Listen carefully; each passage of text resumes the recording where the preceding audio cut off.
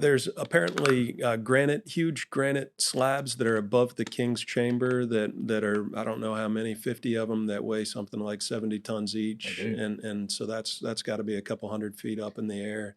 Oh, What's the explanation for how the Egyptians would have gotten those megalithic stones up there and placed them so perfectly? it's a very good point. Yes, so there is, while the Great Pyramid itself is the superstructure is built from limestone, which I think it's still pretty close, like 2.2 tons per cubic meter, and I think granite's about 2.7 tons, something like that. Mhm. I need to probably remember those numbers. Yeah, there's a huge number of what you call these granite ashlars that are above the king's chamber, and they're stacked up in these little chambers, and yeah, they're all, some of them 70, 80 tons. It's insane. It's not just the king's chamber, but all these chambers above it.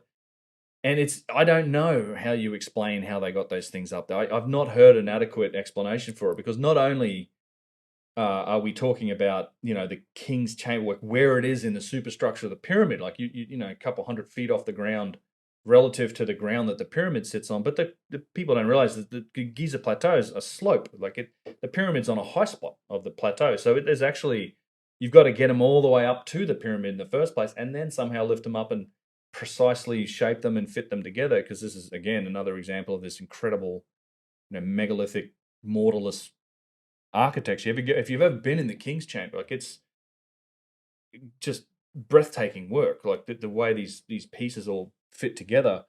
But I don't know how they got them up there, Yeah. because that's the other aspect. I mean, it's not like this granite came from anywhere nearby.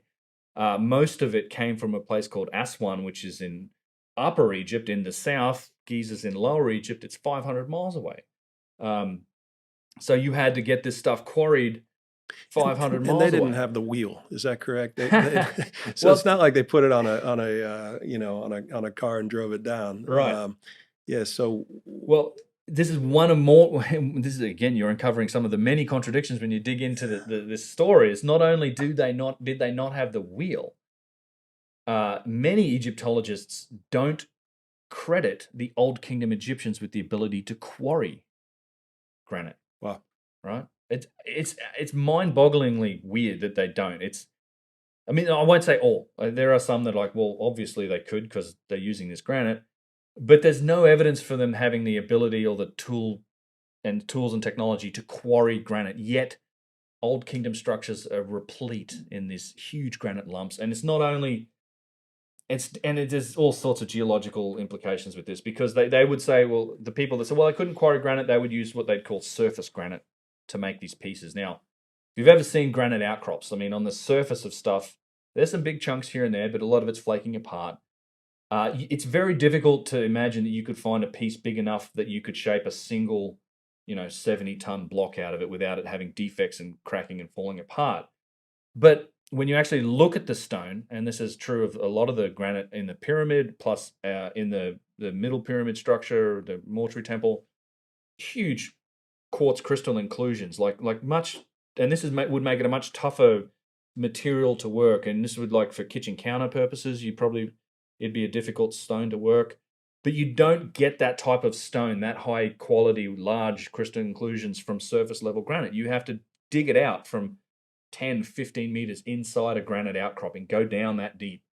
We saw they would do that in the quarries. They had these things called test pits where they were probably testing the quality of the granite to find out, all right, is this the stuff that we need down here? So we'll dig all the way down and get this big piece out, because that's going to be solid enough where it doesn't have defects. It's not going to like crack it, snap in half. So they couldn't quarry. They didn't have the wheel, and there's no evidence of that. They used sleds and things to drag granite around.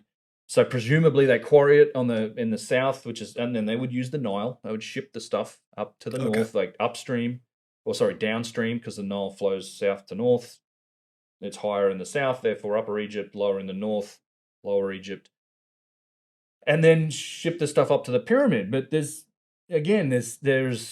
problems with that theory too, in that they would presumably do this during the 3-month inundation of the Nile, when there was enough water in the Nile to get the boats to the quarry at Aswan, and then also get the boats to what was presumably a harbor at Giza. Do we have evidence for boats, for Egyptian boats? We Were do.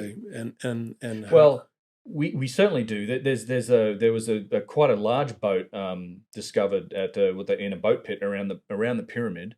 dynastic Egyptian boat. I mean, I think pretty sure it's been carbon dated. For sure was buried there by the dynastic Egyptians. And in fact, they beautifully reconstructed it. There was for the longest time a boathouse next to the pyramid. They've since relocated all that to the new Grand Egyptian Museum. I've been in the boathouse. It was cool. They built bigger boats than the Vikings did. And it's one of the other reasons they were, I think the dynastic Egyptians were seafarers. There's lots of evidence for it. I think they ended up in Australia. I think the Gosford glyphs are legitimate. That's a whole other story. But, they were a culture that spread out and definitely were familiar with boats.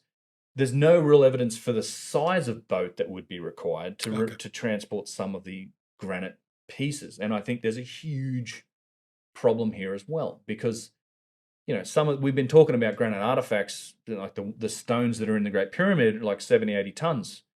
It's a significant challenge. It's a big, massive amount of weight, but it by no means stops there. I mean, there's evidence for single piece granite artifacts that exceed 1,000 tons in dynastic Egypt. In fact, there was evidence for a single piece statue. So that's 2 million pounds.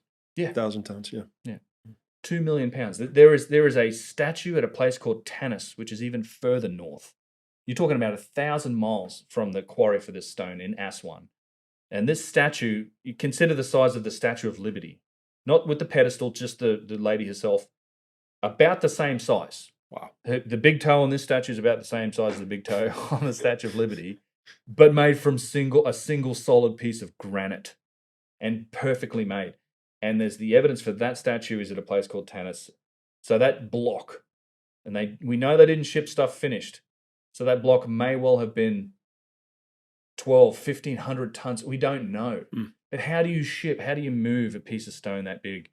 You can't get a boat in there. I mean, it's just the displacement of water. There's nothing in that quarry area that comes even close. And yeah, I don't know how you explain it. So, and then you can only do this presumably 3 months a year when there's enough water, and then trying to fit that into the logistical picture of building the overall structure with, the 6 million tons or whatever it is of stone is a tough ask. I think it was a multi-generational effort to build that pyramid. I don't think it fits the timeline of an individual king. I don't think it's achievable with the tools and techniques of the time. Something else is going on. I think they were built for a different purpose. So with an individual king, and how many blocks?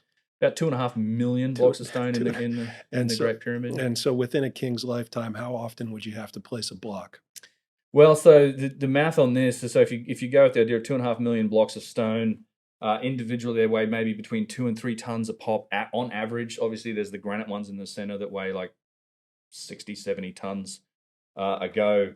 Over a period of, I think, 20 to 25 years, which is, I think, the estimate for Khufu's reign, you would have to have quarried, shipped, placed, and completely finished with a block. I think the math works out to one block every 5 minutes. Wow. 24 hours a day, 7 days a week for 20 to 25 years. It's in that ballpark. So it's, to give you an example, it was a wonderful story. I've used this in my videos. So there's literally a hole in the ground in France. So they had developed the assembly line far before we invented it, apparently. Yeah. They were very efficient. I mean, how many people? It's like this is the explanation for it. If you ask, I have literally myself asked Zahi, who asked this on that tour, and I've heard him ask this many other times, and the same answer you get is like it was a national project. It's like national. I call it the national project, bro. Answer, like, because it's just. How did they do it? It was a national. It doesn't matter how much technology, precision. I mean, and this is also one of the most precisely made buildings ever. Like insane accuracy in this building, how it's aligned that way that you could spend an hour talking about it. But the answer is national project. It's because they were focused on it. Now, my response to that is often, well, the Apollo missions were a national project for us too, right? Yes, there's a significant amount of the budget goes towards it. We put more resources into it. But it wasn't just a case where we all came together and collectively threw some dudes at the moon. Like there was some technology involved. There was some other things involved in it. And I think we're looking at the same thing with the pyramids. I mean, like I said, there's a hole in the ground in France about the volume of the Great Pyramid. And they used dump trucks to dump rubble into it 24 hours a day. It took them 12 years to fill it. just by dumping rubble into it. Wow. And that's to give you an idea of the volume of stone we're talking about, yet they're all precisely placed. It's planned out. There was all sorts of groundwork that had to be done beforehand, just bedrock engineering, probably years of planning, years of bedrock work. The whole thing sits on a series of tiles that aren't counted in the equation, which is another amazing topic, the engineering of the Giza Plateau itself. Yeah, it's inconceivable that was built within that time frame using primitive tools, no wheel, and no quarrying. No, Right, no right, less. right, right. Yeah, the story kind of falls apart eventually when you dig For into sure, it. Yeah. for sure.